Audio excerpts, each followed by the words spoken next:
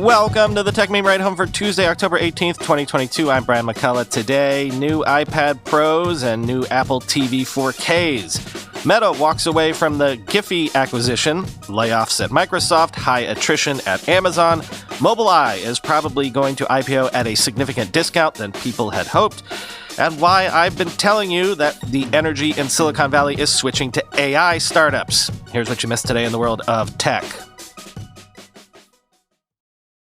Apple this morning announced new 11-inch and 12.9-inch iPad Pro models with the M2 chips inside, as well as a new Apple Pencil Hover feature. Both of these will be in stores October 26th, starting at $799 and $1,099 respectively, quoting Apple's own newsroom. M2 features an 8-core CPU, up to 15% faster than the M1, with advancements in both performance and efficiency cores, and a 10-core GPU, delivering up to 35% faster graphics performance for the most demanding users. Combined with the CPU and GPU, the 16-core neural engine can process 15.8 trillion operations per second, 40% more than the M1, making iPad Pro even more powerful when handling machine learning tasks. The power of M2 also extends to the new media engine and the image signal processor, which, combined with the advanced cameras, enable users to capture ProRes video for the first time and transcode ProRes footage up to 3 times faster. This means content creators can capture, edit, and publish cinema-grade video from a single device out in the field. Powered by the new iPad Pro and iPadOS 16, Hover with Apple Pencil, second generation only, provides a completely new dimension for users to interact with their screen. Apple Pencil is now detected up to 12 millimeters above the display, allowing users to see a preview of their mark before they make it. This also allows users to sketch and illustrate with even greater precision and makes everything users do with Apple Pencil even more effortless. For example, with Scribble, text fields automatically expand when the pencil gets near the screen, and handwriting converts to text even faster. Third-party apps can also take advantage of this new feature to enable entirely new marking and drawing experiences. The new iPad Pro also supports the fastest Wi-Fi connections with support for Wi-Fi 6E, so users who need fast connections can take their demanding workflows with them everywhere. Downloads are up to 2.4 GBs, 2x faster than the previous generation, end quote. That's not all for iPad news, because Apple also unveiled a redesigned 10th generation iPad, the entry-level iPad with a A14 Bionic chip, a new design with flat sides, so looking like the rest of the iPad lineup now, a 10.9-inch display, a Touch ID side button, USB-C, and Wi-Fi 6E. That is coming October 26th, starting at $449. As for the Apple TV, Apple today announced an updated Apple TV 4K model with the A15 Bionic chip, support for HDR+, all for a starting price of $129. The new Apple TV 4K also features an updated Siri remote with a USB-C port. Customers can order the new Apple TV 4K with Siri remote today at a new starting price of $129, with availability beginning Friday, November 4th. That was quoting from 9to5Mac, by the way. Also, iPadOS 16 will be available on Monday, October 24th.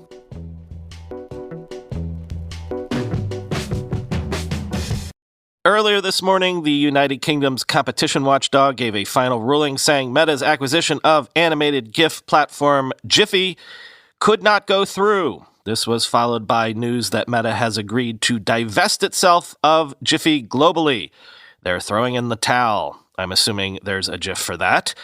Quoting TechCrunch, the decision follows a stay of execution for Meta this summer after the UK's Competition Appeal Tribunal sent the case back to the antitrust regulator to be reassessed following a procedural finding that the Competition and Markets Authority, or CMA, had not provided full unredacted disclosure to Meta representatives of documents related to its decision. But the tribunal upheld the CMA's decision on 5 of the 6 challenged grounds, saying it had, quote, no hesitation in concluding that the regulator's finding that the merger substantially reduced dynamic competition was lawful. So today's news should shock precisely no one. The CMA's reassessment affirms its earlier view that Meta's purchase of Giphy would limit choice for UK social media users and reduce innovation in UK display advertising. The CMA's original decision ordering Meta to unwind the acquisition of Giphy was issued almost a year ago, back in November 2021, which was well over a year after Meta completed the purchase of Jiffy in May 2020 in a deal reportedly worth $400 million. Reached for comment, Meta confirmed it will not be appealing the decision. Quote, "We are disappointed by the CMA's decision, but accept today's ruling as the final word on the matter," said a spokesperson in an emailed statement. "We will work closely with the CMA on divesting Giphy," end quote.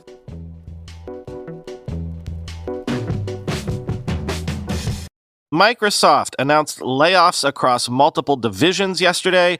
According to a source, less than 1,000 jobs were cut, but they were cut across various levels, teams, and parts of the world. Quoting Axios, "The move is yet another example of large tech companies cutting jobs after earlier moving to slow or freeze hiring as the broader economy cools. Multiple laid-off workers turned to Twitter and Blind, among other online forums, to share that their job had been cut. Nearly all the major tech firms have slowed headcount growth, with many freezing all but essential hires.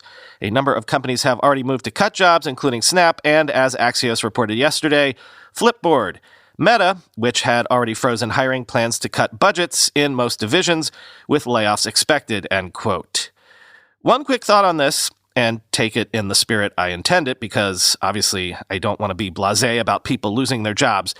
But if you were a major tech company and you had even the slightest inkling that you might have overhired, that maybe you want to cut out a certain percentage of underperforming teams or projects, now would be a pretty good time to do that, right? Since everyone else is doing layoffs, you can do some yourself and Wall Street won't look askance at you for doing so. Or is everyone really feeling the pinch this time? Guess what? Tech earnings season is about to come, so we're about to find out.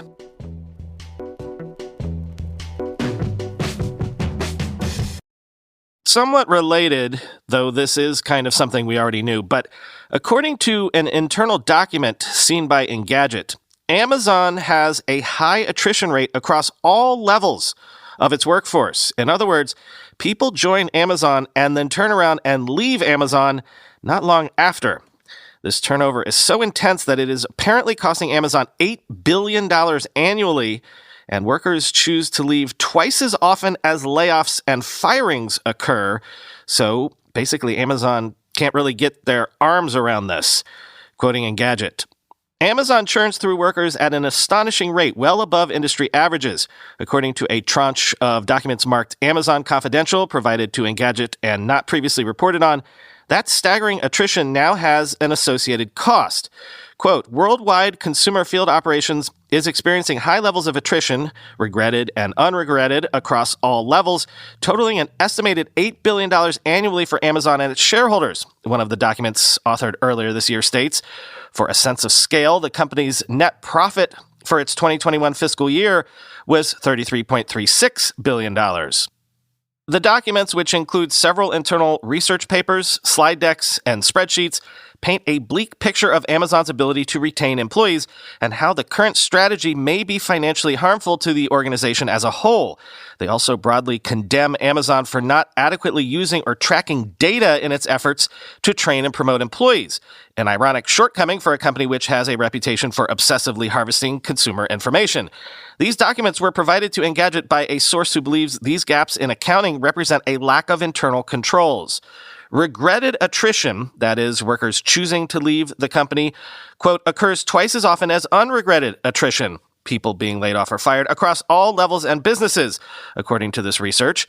The paper, published in January of 2022, states that the prior year's data, quote, "indicates regretted attrition represents a low of 69.5% to a high of 81.3% across all levels, Tier 1 through Level 10 employees, suggesting a distinct retention issue," end quote. By way of explanation, Tier 1 would include entry-level roles like the company's thousands of warehouse associates, while a vice president would be positioned at Level 10. It also notes that, quote, "only 1 out of 3 new hires in 2021 stay with the company for 90 or more days." An investigation from the New York Times found that among hourly employees, Amazon's turnover was approximately 150% annually, while work from the Wall Street Journal and National Employment Law Project have both found turnover to be around 100% in warehouses, double the industry average. The rate at which Amazon has burned through the American working age populace led to another piece of internal research obtained this summer by Recode, which cautioned that the company might, quote, deplete the available labor supply in the U.S. in certain metro areas within a few years, end quote. And that's what I wanted to underline here again. Imagine this as a scenario. Imagine if growth in Amazon's retail business slows or actually reverses for the simple reason that they've hired everyone available to hire and burned through them so quickly that they literally have no one left to hire. What if the Amazon machine has chewed up so many people and the experience was so bad for them that they literally can't get people in the door just to keep the lights on? Is that even possible? Could your reputation as a workplace be so bad that even raising salaries to the moon won't actually help you? Like that last segment, I guess we could find out. As Catherine Long tweeted, quote, $8 billion in attrition costs makes $1 billion in warehouse raises look very sensible. And as Dar Obasanjo tweeted, quote, the only surprise in the news employees quitting costs Amazon $8 billion a year is that it took this long for the company to treat employee welfare as a priority. Few companies in America have ingrained treating employees as replaceable cogs as much as Amazon, end quote.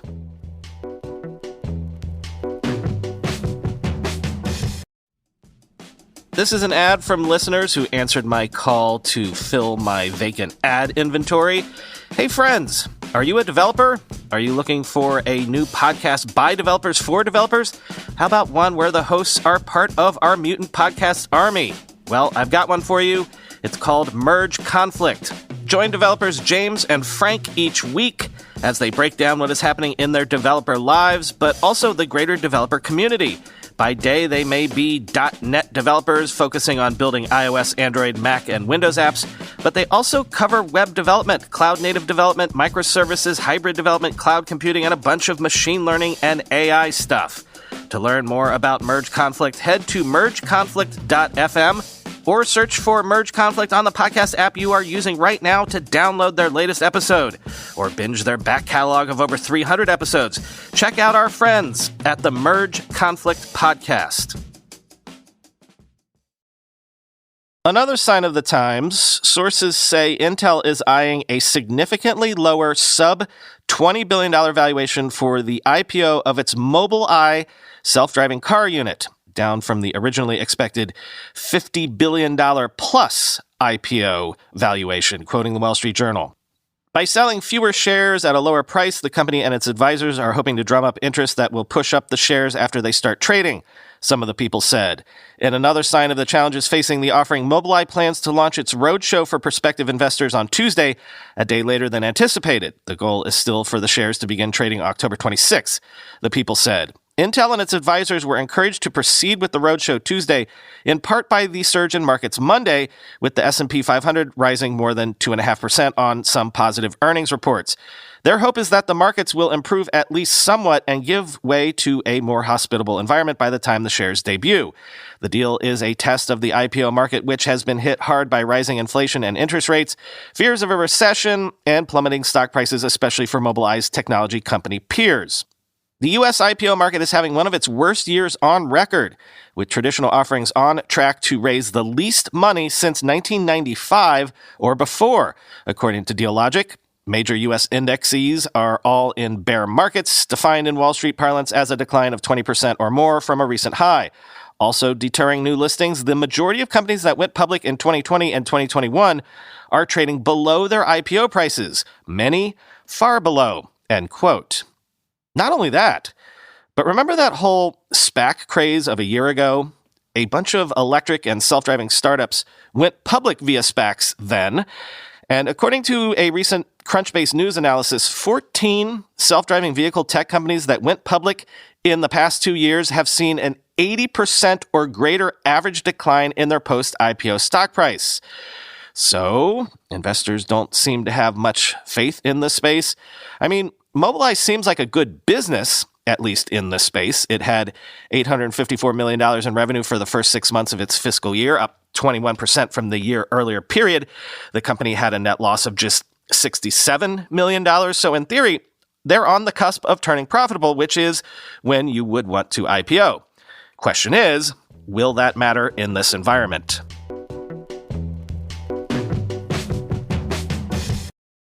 Finally today, interesting raise time. Stability AI raised a $101 million seed round. A source says at a around $1 billion valuation, so giving away 10% of the company, which is basically in line for a seed raise. Although, when you raise a seed at a unicorn valuation, that's worth noting. Quoting Bloomberg, the parent company of Stable Diffusion, an artificial intelligence tool that makes digital art, has reached unicorn status after raising funds from some top names in venture capital. The round was led by Coatue Management and Lightspeed Venture Partners, according to a statement reviewed by Bloomberg News. Stable Diffusion is among a handful of upstart AI models with the potential to upend the visual arts, along with DALL-E 2. The way it works is people type in a description of an image, say an astronaut riding a horse, and the program spits out a realistic or surrealistic picture. What sets Stable Diffusion apart from competitors is that its open source software is available to the public. Users can build on its code to produce applications related to design, film, augmented reality, video games, advertising, and even e-commerce. It also works on small devices.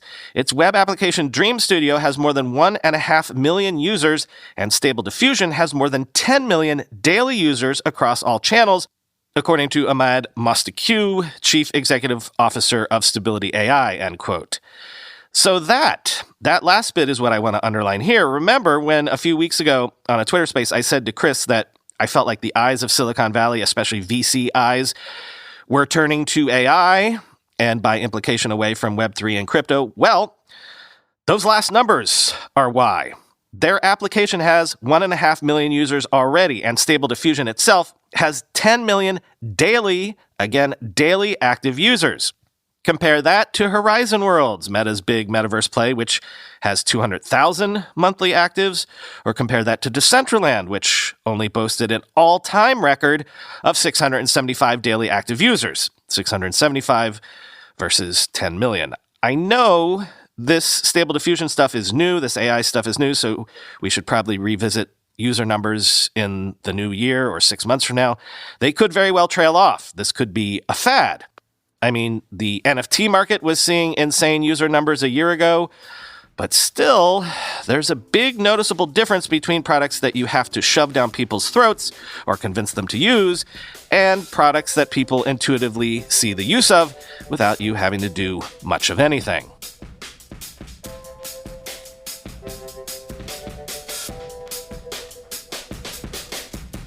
She comes back to tell me she's gone. As if I didn't know that. As if I didn't know my own bed. As if I'd never noticed the way she brushed her hair from her forehead. Talk to you tomorrow.